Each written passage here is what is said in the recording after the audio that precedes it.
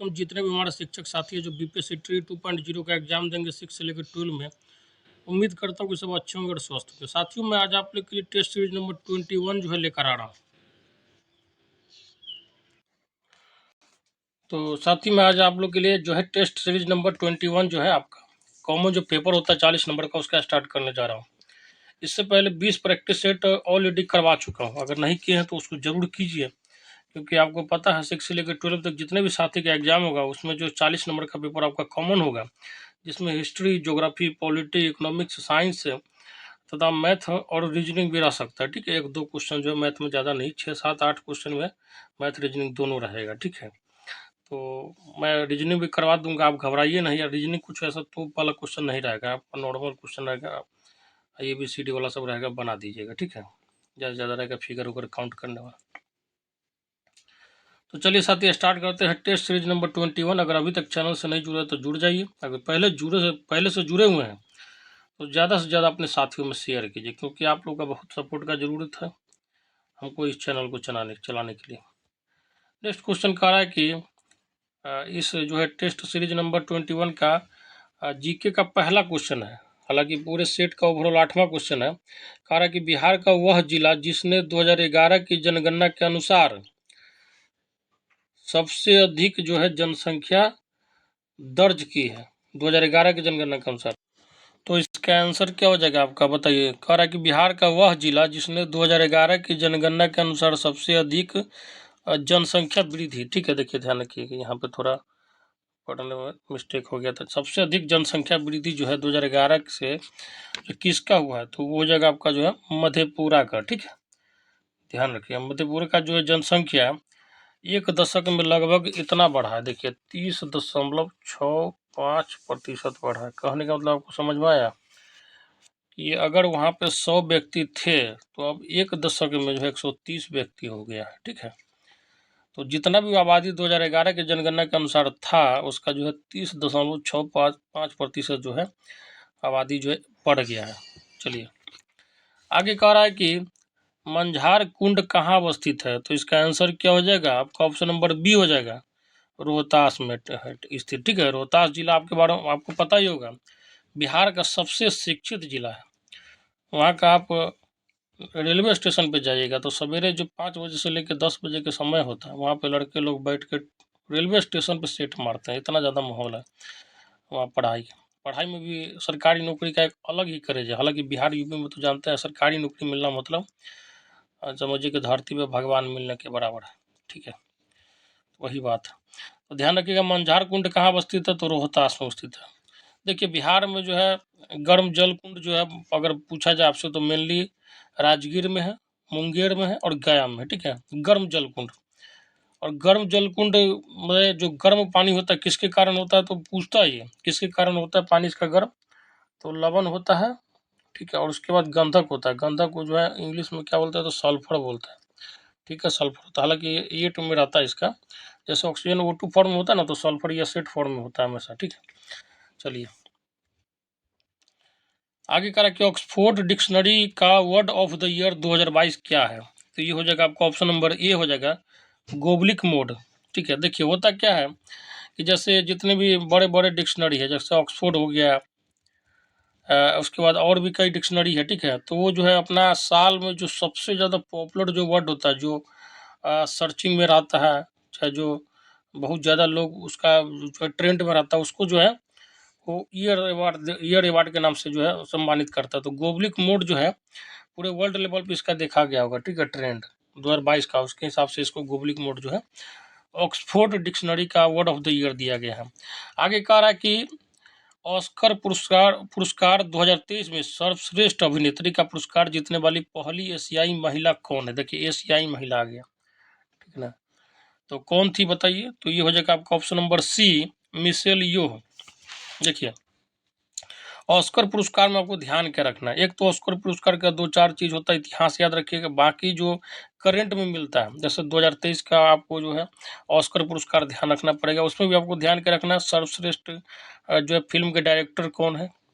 उसके बाद जो है सर्वश्रेष्ठ निर्देशक को निर्देशक वही हो गया डायरेक्टर। सर्वश्रेष्ठ एक्टर कौन है, सर्वश्रेष्ठ एक्ट्रेस कौन है। ठीक है, बहुत ज़्यादा होगा तो सपोर्टिंग पूछता है, लेकिन मेन नहीं पूछता है। इतना ही 3 चीज़ जरूर याद रखिएगा। नेक्स्ट क्वेश्चन कह रहा है कि नेपाल के नए प्रधानमंत्री कौन बने हैं, तो इसका आंसर क्या हो जाएगा आपका ऑप्शन नंबर सी, जो है पुष्प कमल दहल। नेक्स्ट क्वेश्चन कह रहा है कि निम्नलिखित में से कौन सी अभिक्रिया जो है उभय अवपटन अभिक्रिया है, तो इसका आंसर क्या हो जाएगा आपका ऑप्शन नंबर बी हो जाएगा। ठीक है, अब बेरियम क्लोराइड जो है सिल्वर नाइट्रेट के साथ रिएक्शन करती है, और यहाँ पे क्या बनाती है, silver chloride plus barium nitrate बनाती है। ठीक है, ध्यान रखिएगा इसको। नेक्स्ट क्वेश्चन कह रहा है कि कोलाइडी विलयनों में टिंडल प्रभाव होता है, किसके कारण, बहुत इंपॉर्टेंट क्वेश्चन है, ध्यान रखिएगा। टिंडल इफेक्ट जो है कोलाइडी विलयन शो करता है। कोलाइडी विलयन का मतलब होता है ऐसा विलयन जिसमें जो है जो विलेय पदार्थ होता है, विलेय पदार्थ का मतलब हो गया एक तरह से शरबत में जो है चीनी का विलेय होता है और पानी विलायक होता है, आपको पता ही होगा, पढ़े होइएगा। तो जो विलेय पदार्थ होता है वो जो नंगी आंखों से नहीं दिखता है, तो कोलाइडी विलयन होता है, बहुत छोटा छोटा होता है। ठीक है, तो वो जो है टिंडल प्रभाव को शो करता है। टिंडल प्रभाव को किस लिए शो करता है, तो ये हो जाएगा आपका प्रकाश के प्रकीर्णन के कारण। ठीक है, इसको अंग्रेजी में स्कैटरिंग बोलते हैं। ठीक है, स्कैटरिंग ऑफ लाइट। चलिए आगे कह रहा है कि दोपहर के समय सूर्य जो है श्वेत प्रतीत होता है, उजला प्रतीत होता है, क्योंकि तब, तो इसका आंसर क्या हो जाएगा आपका ऑप्शन नंबर ए हो जाएगा, प्रकाश का जो है न्यूनतम प्रकीर्णन होता है। क्या होता है, प्रकाश का जो है न्यूनतम प्रकीर्णन होता है। चलिए नेक्स्ट क्वेश्चन कह रहा है कि किसी उत्तल लेंस में दर्शाए अनुसार आपतित प्रकाश किरण के लिए निम्न आरेखों में से कौन सा जो है सही है, बताइए। तो इसका आंसर क्या हो जाएगा आपका ऑप्शन नंबर ए हो जाएगा। मैं इसको समझा देता हूँ, आपने पढ़ा होगा जो है क्या कहते हैं 10th में पढ़ा होगा। ठीक है, जो पहला ही चैप्टर था दर्पण, हालांकि अब जो सिलेबस चेंज हो गया होगा, ये 2008-10 के समय का बात बता रहा हूँ। पहला चैप्टर था उसका जो है जो होता है क्या कहते हैं जो फिजिक्स का। ठीक है, तो उसमें इसका कॉन्सेप्ट आता है कि जब कोई प्रकाश किरण किसी उत्तल लेंस के फोकस से गुजरती है तो निर्गत प्रकाश की किरण जो है मुख्य अक्ष के क्या होता है, समानांतर होगी। ठीक है, इस बात को ध्यान रखिएगा। नेक्स्ट क्वेश्चन कह रहा है कि ग्लिसरॉल का IUPAC नेम क्या होता है। देखिए जैसे केमिस्ट्री में अपना एक IUPAC नेम चलता है, ठीक है ना, हर चीज़ का, इस बात को बस मोटा मोटी ध्यान रखिए। ठीक है, तो वही पूछ रहा है ग्लिसरॉल का, तो सबसे पहले आपको जो है ग्लिसरॉल का जो है फार्मूला पता होना चाहिए। तो ग्लिसरॉल का फार्मूला कितना होता है, तो ये हो जाएगा C3 और उसके बाद H8 और O3 होता है। ठीक है ना, तो आपको यहाँ पता चल रहा है कुछ, यहाँ पे कितना है, तो 3 कार्बन है। कितना कार्बन आ रहा है, तो तीन कार्बन आ रहा है। इसका मतलब जरूर है कि प्रोपेन का सीरीज में होगा। ठीक है, तो करा है प्रोपेन 1 2 3 ट्राई ऑल। ठीक है, तो इसका आप फिगर ही बना के देख लीजिए, ये 3 कार्बन है इस तरीके से, ये हो गया आपका H हो गया, ये हो गया है H हो गया, ये हो गया H हो गया। आपको पता है कार्बन का संयोजकता कितना होता है, 4, तो 4 को तो बॉन्ड बनावे करेगा, ये फिक्स है। ठीक है, 4 को अगर भीख चाहिए चाहिए, ये हो गया OH, ये हो गया OH, ये हो गया OH, ये क्या हो गया आपका H हो गया। ठीक है, सब कार्बन का संयोजकता पूरा हो गया, ये 4 को बॉन्ड बना लिया, ये भी 4 को बना लिया, ये भी 4 को बना लिया, मतलब स्ट्रक्चर जो है परफेक्ट है। तो यहाँ पे क्या हो गया, आपको कुछ दिख रहा है, 3 को जो है 3 को कार्बन रहता है, इसका मतलब क्या होता है, प्रोपेन होता है। एगो पे मेथेन, दूगो पे इथ मेथ एथ प्रोप ब्यूट, आपने पढ़ा होगा 9th-10th में। ठीक है, तो ये क्या हो गया, प्रोपेन 1 ऑल हो जाएगा। ठीक है, 1 2 3 क्या हो जाएगा, ट्राइओल हो जाएगा। 3 है यहाँ पे ऑक्सीजन, अति OH, OH का मतलब क्या होता है, ये एल्कोहल सीरीज होता है। ठीक है, तो ये ऑल में आ जाता है। ठीक है, तो ये हो जाएगा आपका ऑप्शन नंबर बी हो जाएगा। नेक्स्ट क्वेश्चन कह रहा है कि एक चींटी किसके अस्तित्व के कारण हर दिशा में वस्तुओं को देख सकती है, और ये क्वेश्चन बहुत पूछता है। तो ये क्या हो जाएगा आपका ऑप्शन नंबर डी, संयुक्त आंखें होती है इसके पास। साथियों मैं एक बात फिर आपसे उन लोग को बताना चाहूँगा कि कुछ साथी जो है आप मतलब हेल्प के दिशा में अपना कदम बढ़ाए हैं, जो ही उनसे बढ़ पाया है राशि, क्योंकि आपको पता है मैं कल ही बता चुका था क्योंकि बिना आप लोग के सपोर्ट का मैं इस चैनल से जो है 4-5 वीडियो एक दिन में नहीं करवा पाऊँगा, खासकर NCERT वगैरह का, क्योंकि वहाँ पे बहुत जो है मेहनत के साथ साथ हमें सबसे पहले टेक्निकल सपोर्ट चाहिए, और जिस आदमी का सपोर्ट चाहिए उसको कम से कम, आपको पता है इस दुनिया में कोई भी आदमी 6-7 हज़ार से कम में महीना पे काम नहीं करता, कम से कम देना होगा तो। ठीक है, उसके बाद जो है आपको पता है कि वीडियो बनाने में आप पता लगा लीजिए, बड़े बड़े चैनल जो है 3-4 वीडियो से ज़्यादा दिन भर में नहीं डाल पाते, जिनके पास बहुत बड़ा सेटअप होता है, क्योंकि एक वीडियो बनाने से लेके एडिटिंग से लेके सब कुछ करते हुए 3 से 4 घंटा का, 2 घंटा, 2.5 घंटा, 3 घंटा कम से कम समय जाता है। 4 वीडियो मतलब समझिए कि 12 घंटा आदमी 3 घंटा टीचर का जाता है, 5-7 घंटा जो है टेक्निकल टीम का जाता है, मतलब दिन भर उसका जो है ख़त्म हो गया। ठीक है, तो इतना अगर मेहनत कोई इंसान कर रहा है तो उसको हम नहीं देंगे कुछ भी। ठीक है, तो क्यों क्यों करेगा मेरे लिए मेहनत? तो इस दुनिया में कोई किसी के लिए क्यों करता है? ठीक है, सबसे बड़ा बात है। मैं तो चलिए मैं आपको पढ़ा दूँगा, लेकिन सीधे ये ऑफलाइन क्लास तो है नहीं कि आया आप चाहिए पढ़ लीजिए, कोई दिक्कत नहीं। यहाँ पे तो बिना टेक्निकल सपोर्ट के हम कुछ नहीं कर सकते। हम 2 घंटा वीडियो बनाते हैं तो 2.5 घंटा उसको दे देते हैं, वो दिन भर करते रहता है बस। तो लोगों को कुछ ना कुछ सपोर्ट चाहिए। अब कितना दिन ऐसे ही काम करवाते रहें, ठीक है? तो क्योंकि पीडीएफ वगैरह बनाने में भी इसलिए आप लोग का जो समय पर नहीं मिल पाता। अगर आप लोग टाइम टू टाइम हर चीज़ चाहते हैं साथियों, तो आप लोग का सपोर्ट चाहिए। मैं ये नहीं कह रहा हूँ कि आप लोग जो है 1000 दीजिए, 2000 दीजिए, जो बन पा रहा है आपसे सपोर्ट, 500, 200, 300 जो भी बन रहा है आप दीजिए, क्योंकि आपके लिए ही ये जाएगा पैसा। 1 रुपया ये इसका जो है मैं यूज नहीं करूँगा। आपको पता होना चाहिए, स्टेट का क्लास लिया हूँ, बीपीएससी 7th फेज का लिया हूँ, सब में जितना बन पड़ा है मैं सपोर्ट किया हूँ आप लोगों को। लेकिन 1 महीने 2 महीने किसी को आप रखिएगा, कंटिन्यू आप नहीं रख सकते, क्योंकि 5 घंटा 6 घंटा काम लेना है, समझ रहे हैं ना? तो आर्थिक युग है। दूसरा बात, एनसीईआरटी एक ऐसा सिलेबस जिसको आप पढ़ के ही जाना पड़ेगा, इस बात को दिमाग में रखिए। मैं आपको एमसीक्यू करवा रहा हूँ, वो तो आपको पढ़ा होना ही चाहिए, प्लस एनसीईआरटी पढ़ के जाइएगा, क्योंकि इस बार थोड़ा कंपटीशन ठीक ठाक रहेगा। दूसरा बात, जो व्यक्ति एनसीईआरटी और जो मैं एमसीक्यू करवा रहा हूँ, अगर वो करने के बाद उसका सिलेक्शन नहीं होगा, अगर आप अच्छे से पढ़ लीजिए तो फिर हमको फ़ोन करके बताइएगा कि सर मेरा सिलेक्शन नहीं हुआ है, मैं मान जाऊँगा। आप एनसीईआरटी अच्छा से कर लीजिए, जो भी रिलेटिव सब्जेक्ट में आपका जो है लिए हुए हैं। अब प्लस उसके बाद जो है ऑब्जेक्टिव जो करवाऊँगा वो कर लीजिए। जो चीज़ आपका है वो करते जाइए, और उसके बाद देखिए आपका सिलेक्शन कैसे होता है, कितना अच्छा नंबर आता है। बीपीएससी 7th फेज में भी हमारे हमसे जो जुड़े थे कुछ साथी यूपी तक के थे। बताइए क्या बोलते हैं, मऊ कहाँ मेरठ तक के लड़के जो एग्ज़ाम दिए हैं यहीं से पढ़ के। 71-72 नंबर उसका पहला जो बीपीएससी 7th फेज का प्री जो पीआरटी है 1 में आया, 1 to 5 वालों में। बताइए उतना शानदार पेपर में, क्योंकि मैं कॉन्सेप्ट पढ़ाता था और वो लड़का कॉन्सेप्ट को समझा। ठीक है, तो आप जो है ज़्यादा जल्दीबाजी के चक्कर में नहीं रहिए। और दूसरा, आप लोग का सपोर्ट चाहिए। मैं बार बार बोल रहा हूँ, मजाक नहीं बोल रहा हूँ। आप लोग बोलिएगा तो नंबर यहाँ पर दे देता हूँ, लेकिन मैं आपको डिस्क्रिप्शन बॉक्स में नंबर दे दूँगा। जो ही बन पड़ता है आप लोग को सपोर्ट चाहिए, क्योंकि आप लोग का देखिए व्यू 600-700 आदमी देखे हैं, लेकिन मैं नाम नहीं लेना चाहूँगा। मात्र 1-2 आदमी जो है सपोर्ट में आए हैं, खुद से फ़ोन किए कि सर हम आपके लिए तैयार हैं, आप जो है बस हर हालत में हमारे लिए वीडियो बनाइए, क्योंकि सर आपसे पढ़े हैं तो हमारा आत्मसंतुष्टि मिला है। बाकी यूट्यूब पे 200-300 क्वेश्चन महामैराथन चलते रहता है। 7200 क्वेश्चन का सीरीज चला था बीपीएससी 7th फेज, 5 क्वेश्चन उससे नहीं टकराया। टकराने का तो छोड़िए, अरे भाई बीपीएससी एग्जाम ले रहा है, आप ग्रुप डी का एग्जाम थोड़ी इसको समझ रहे हैं कि जो है अति समझ लिए हैं। ऐसा निचोड़ देगा ना कि हवा में पढ़ने वाला पढ़ाई जो है ऊपरे चल जाता है। तो इसलिए मैं बोल रहा हूँ कि और मैं कभी भी फालतू इधर उधर वाला चीज़ नहीं पढ़ता। मुझे पता है कि क्या फॉलो करेगी बीपीएससी से। बीपीएससी एनसीईआरटी फॉलो करती है, कॉन्सेप्चुअली क्वेश्चन पूछेगी, पैसा फंसा देगी ना कि आपको पता नहीं चलेगा अगर कॉन्सेप्ट से नहीं पढ़े रहिएगा तो ऊपर झापर के पढ़ाई से होना नहीं, इस बात को आप मान लीजिए।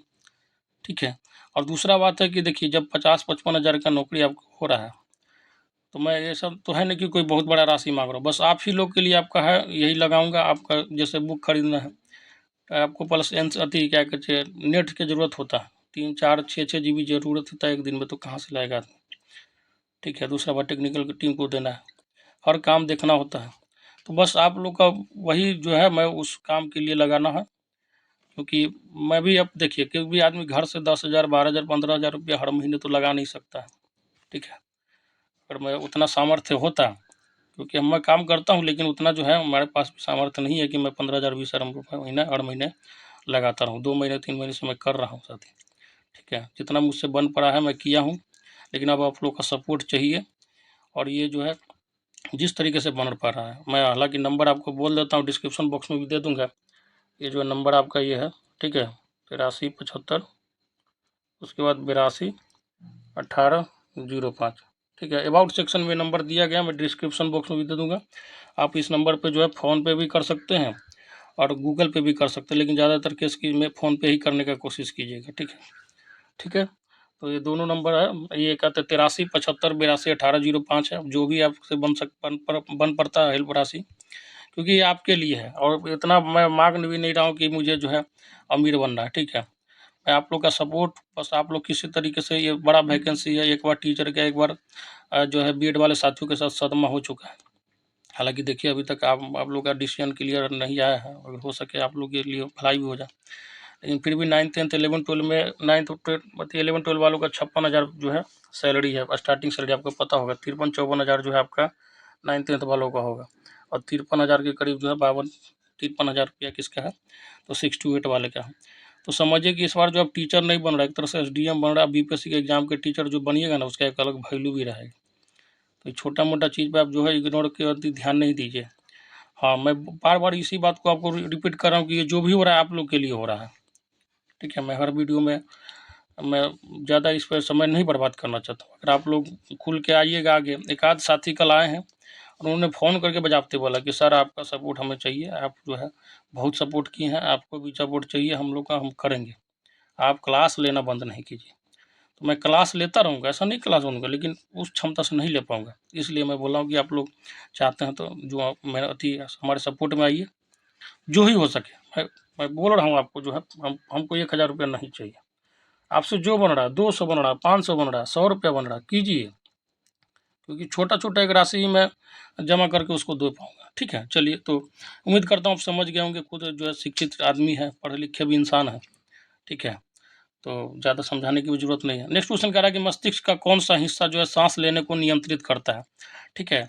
रेस्पायरेशन सिस्टम क्या होता है, सांस लेने को क्या बोलते हैं, तो अंग्रेजी में रेस्पायरेशन सिस्टम बोलते हैं, ठीक है, रेस्पायरेशन, ठीक है, रेस्पायरेशन प्रोसेस हो गया। तो इसको कौन नियंत्रित करता है, तो ये हो जाएगा आपका ऑप्शन नंबर सी हो जाएगा, मज्जा होता है, ठीक है, इसको अंग्रेजी में मेडुला बोलते हैं।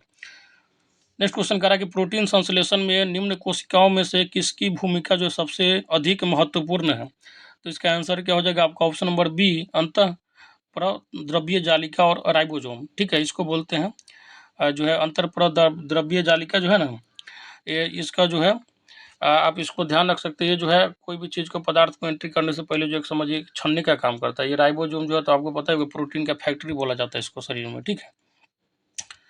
आगे कह रहा है कि वर्धा में सेवाग्राम आश्रम को किसने स्थापित किया था, वर्धा में, तो ये हो जाएगा आपका क्या हो जाएगा, ऑप्शन नंबर बी हो जाएगा, महात्मा गांधी जी ने। महात्मा गांधी जी का आपको पता है साबरमती में आश्रम भी था, शायद साउथ अफ्रीका में उनका फिनिक्स आश्रम भी चलता था, ठीक है, जब 1893 में गए थे व्यापारी का विवाद सुलझाना, तो 1915 में आए थे 9 जनवरी को, ठीक है। गांधी जी से रिलेटेड तो हर चीज़ पता ही होना चाहिए। आगे कह रहा है कि भारत सरकार अधिनियम 1919 जो आधारित है किस पे, तो एकदम रट के घोट जाइएगा इसको, मॉन्टेग्यू चेम्सफोर्ड सुधार पे, और मार्ले मिंटो, अरे मिंटू मार्ले, तो ये हो जाएगा 1909, ठीक है ना, मार्ले मिंटुआ, तो ये 1909, मॉन्टेग्यू चेम्सफोर्ड, ठीक है। ये एक नंबर का, ये इसके शासन में समझिए कि बहुत जो है भारत में जो है अशुभ काम हुआ है, जैसे रोलेट एक्ट वाला जो है घटना इसी के काम समय में हुआ है, मॉन्टेग्यू चेम्सफोर्ड के समय में, ठीक है, तो ध्यान रखिएगा। चलिए, रट लीजिएगा, बहुत इंपॉर्टेंट है दोनों। आगे कह रहा है कि निम्न में से कौन जो है कैबिनेट मिशन योजना का सदस्य नहीं था, 3 सदस्य हैं, घोंट के एकदम बैठ जाइएगा, और ये बीपीएससी 69 में पूछा था, ठीक है। मैं बार बार जिस बात को बोलते रहता हूँ, नहीं आपको याद होता है तो टाइटल याद कर लीजिए, क्रिप्स है, लॉरेंस है, एलेक्जेंडर है, क्रिप्स, लॉरेंस, एलेक्जेंडर है, एमरी जो है नहीं है, ठीक है, एमरी क्या है, नहीं है, तो ऑप्शन नंबर डी हो जाएगा। देख लीजिए कैसे क्वेश्चन पूछा है, अगर 3 में से एक भी आपको याद नहीं तो फंसा देगा। क्रिप्स, ठीक है, लॉरेंस, अलेक्जेंडर, ठीक है, तीनों नाम याद रखिएगा, इसका टाइटल याद रखिए। अंग्रेजी में कभी भी कोई भी चीज़ याद करने का मैं आपको ट्रिक बताता हूँ, पूरा नाम नहीं कभी याद कीजिएगा, पूरा नाम कीजिएगा याद तो आप भूल जाइएगा बार बार, उसका टाइटल पकड़िए, नहीं तो कोई कीवर्ड पकड़िए, ठीक है, जैसे सर पकड़ लीजिए, लॉर्ड पकड़ लीजिए, लेकिन सर वाला ऑप्शन तो और भी आ सकता है ना, क्योंकि अंग्रेज लोग सर बहुत लगाता था, ठीक है, जो भी वहाँ नाइटहुड का उपाधि मिलता है वो सब सर लगाता है। आगे कह रहा है कि ब्रिटिश द्वारा कुशासन का बहाना लेकर निम्नलिखित प्रांतों में से किस एक प्रांत के शासक को हटा दिया गया था, तो ये हो जाएगा आपका ऑप्शन नंबर ए, अवध के शासक को। अवध जो है आपका यहाँ यूपी में पड़ता है, ठीक है, बाजिद अली शाह को हटा दिया गया था। आगे कह रहा है कि अशोक का रुमिन तेई स्तंभ संबंधित है किससे, तो ये हो जाएगा आपका ऑप्शन नंबर ए, बुद्ध के जन्म स्थान से, रुमिन देई स्तंभ, ठीक है, ध्यान रखिएगा। अशोक के बारे में पता होगा कि इतिहास में मात्र 2 ही जो है सम्राट को जो महान माना गया, उसमें एक थे अशोक, दूसरा जो है आपका सिकंदर महान, तीसरा जो आपको अकबर, ठीक है। आगे कह रहा है कि निम्नलिखित में से कौन सा एक प्रावधान जो है भारतीय संविधान के अंतर्गत संसद के सदस्यों के विशेषाधिकार तथा उन्मुक्तियां को निर्धारित करता है, तो ये हो जाएगा आपका ऑप्शन नंबर बी हो जाएगा, अनुच्छेद जो है 105, नेक्स्ट क्वेश्चन कह रहा है कि निम्नलिखित में से कौन सा एक कथन जो है लोकसभा के अध्यक्ष के बारे में सही नहीं है। तो इसका आंसर क्या हो जाएगा आपका, ऑप्शन नंबर बी हो जाएगा, उसके पास जो है सत्रावसान के बाद भी सत्र को बुलाने की शक्ति है। ऐसा नहीं है, ठीक है, ध्यान रखिएगा। आगे जो है नेक्स्ट क्वेश्चन कह रहा है कि भारतीय संविधान के अनुच्छेद 170 के अनुसार किसी राज्य की विधानसभा के सदस्यों की न्यूनतम तथा अधिकतम संख्या क्रमशः कितनी हो सकती है। बहुत इंपॉर्टेंट क्वेश्चन है, ठीक है, ध्यान रखिएगा। इसका आंसर क्या हो जाएगा, तो बताइए क्या हो जाएगा इसका, जो न्यूनतम जो होना चाहिए विधानसभा के सदस्य कितना होना चाहिए। तो न्यूनतम सदस्य जो होना चाहिए 60 होना चाहिए, 60 से कम सदस्य जो है विधानसभा का नहीं होना चाहिए, मैक्सिमम जो है 500 होना चाहिए। कितना, 500, ठीक है। अभी इस क्राइटेरिया को भी कोई छू नहीं पाया है 500 का, ठीक है। ज़्यादा से ज़्यादा जो है 403 विधानसभा का सीट जो है यूपी में सबसे ज़्यादा, ठीक है। अपना बिहार में 243, आपको पता ही होगा। 60 से नीचे विधानसभा का सीट नहीं होना चाहिए एक राज्य में, लेकिन कुछ जो नॉर्थ ईस्ट के राज्य है जो इस नियम को जो वायोलेट करता है, मतलब इस नियम का वाद है, जैसे आपका सिक्किम हो गया, ठीक है, गोवा हो गया, मिजोरम, पांडुचेरी, सब में जो है विधानसभा का सीट जो है 60 से कम है, ठीक है। इस बात को ध्यान रखिए। तो ऑप्शन नंबर क्या हो जाएगा, डी हो जाएगा। बहुत सुंदर क्वेश्चन है, ध्यान रखिएगा। आगे कह रहा है कि जलकुंड बांध जो है बिहार के किस जिले में स्थित है। जलकुंड बांध, ठीक है, तो क्या हो जाएगा आपका, ऑप्शन नंबर ए हो जाएगा, मुंगेर में, ठीक है। मैं आपको बता ही चुका हूँ कि जो बांध है आपका कहाँ कहाँ है। तो देखिए जलकुंड बांध जो है आपका मुंगेर में है, ठीक है।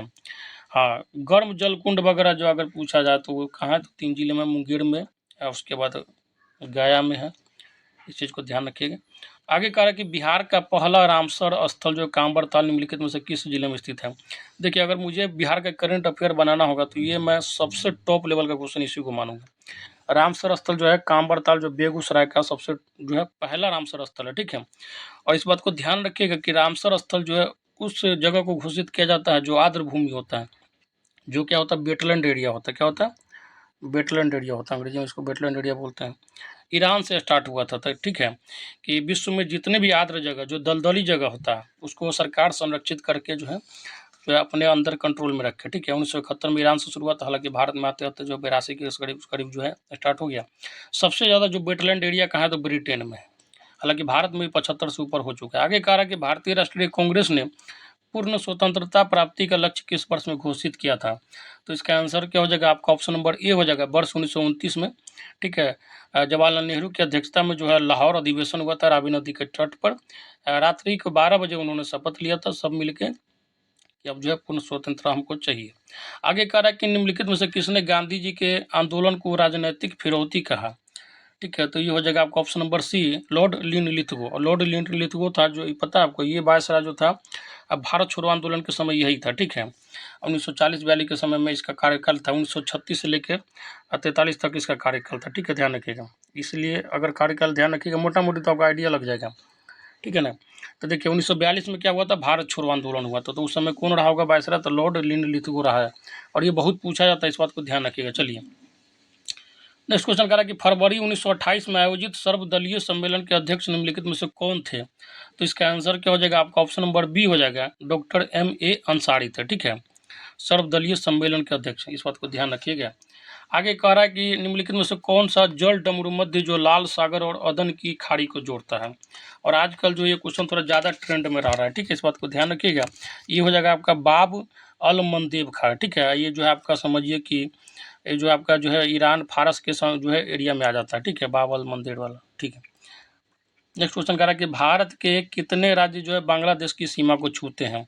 देखिए अब जब तक जोग्राफिया आप अच्छे से नहीं पढ़े होइएगा तो ये सब क्वेश्चन गलती कर दीजिएगा। तो भारत के कितने राज्य जो है बांग्लादेश की सीमा को छूते हैं, तो ये आपका जो हो जाएगा 5 जिला हो जाएगा, ठीक है, सॉरी दोस्तों 5 राज्य हो जाएगा। मैं आपको नाम बता देता हूँ, ध्यान रखिएगा। एक होता है पश्चिम बंगाल, बंगाल से बॉर्डर लगता है बांग्लादेश से। त्रिपुरा, त्रिपुरा जो है तीनों ओर से बांग्लादेश से घुरा हुआ है, एक साइड से मात्र भारत से घुरा हुआ है।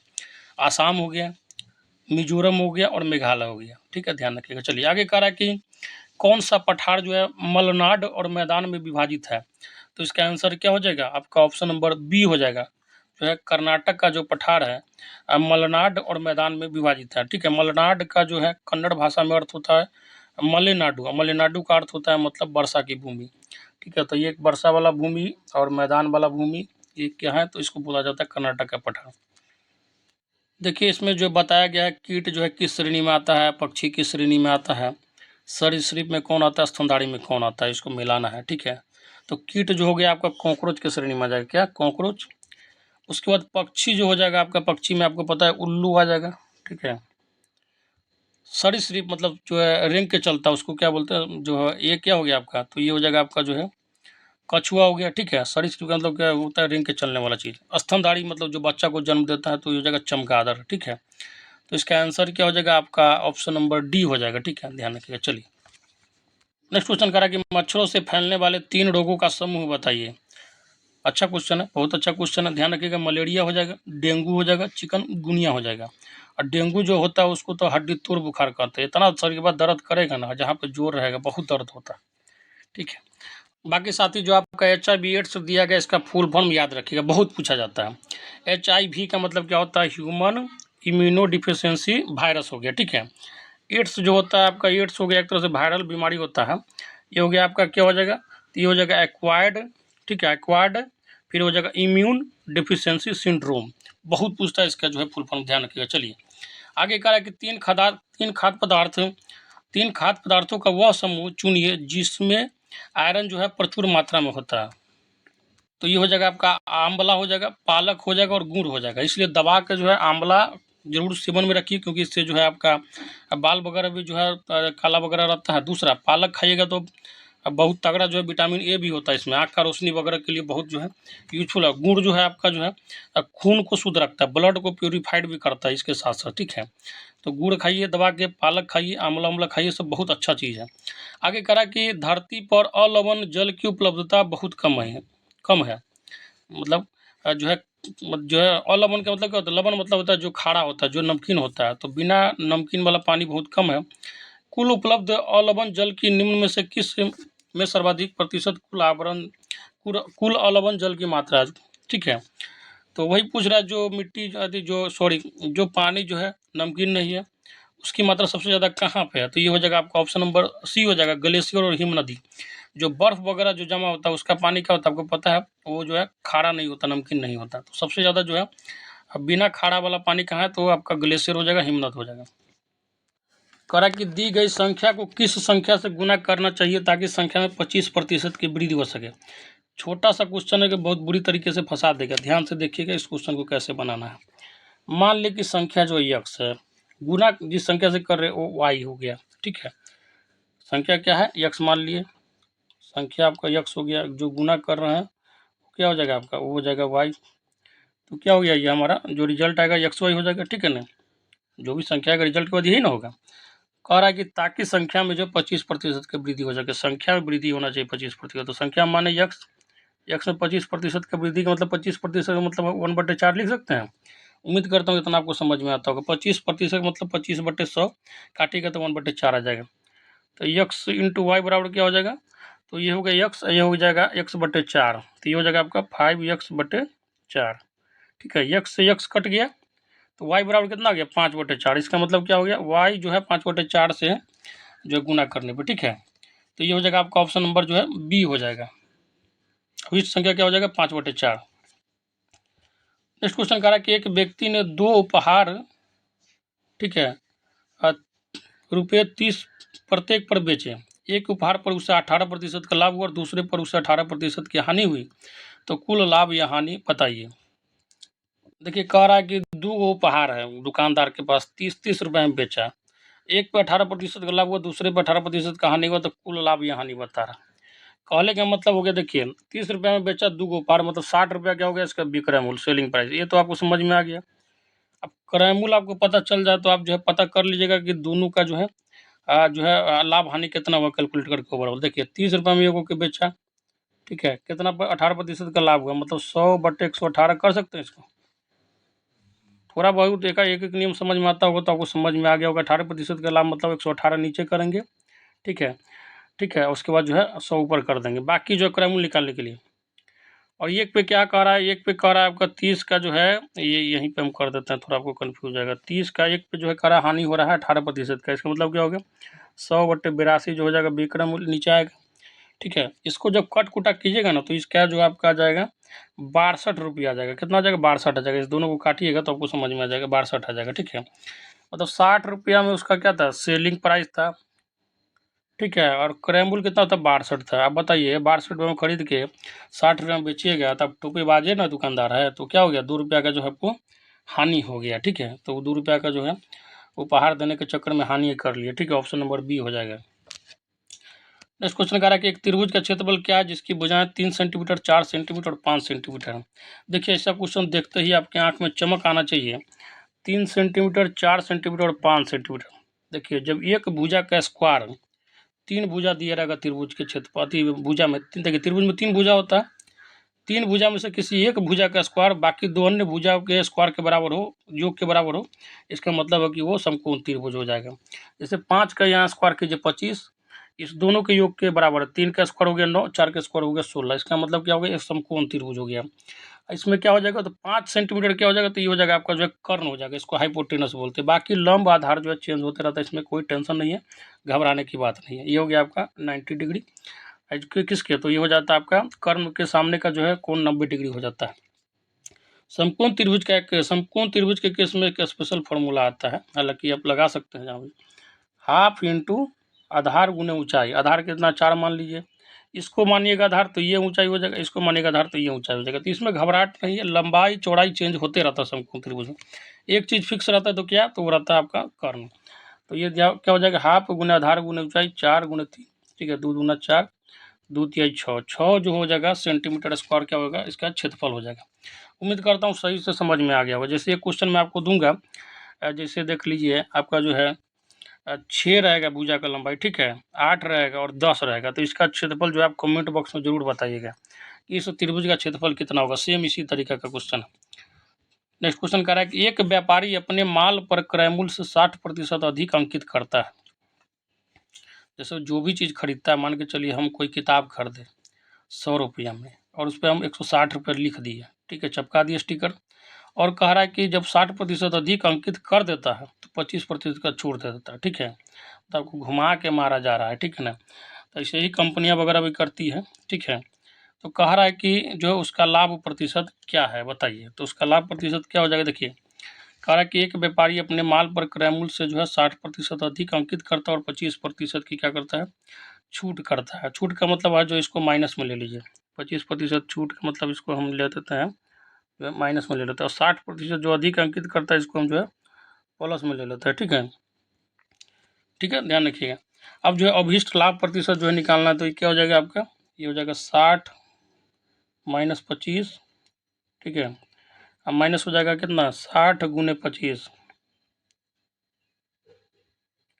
बटे 100, काटिएगा तो 25 चौका 100 हो जाएगा, 4 से 15 चौका 60 हो जाएगा। 60 माइनस 25 कितना होता है, 35 माइनस 15 क्या हो जाएगा, तो ये हो जाएगा आपका जो है 20, कितना हो जाएगा 20%।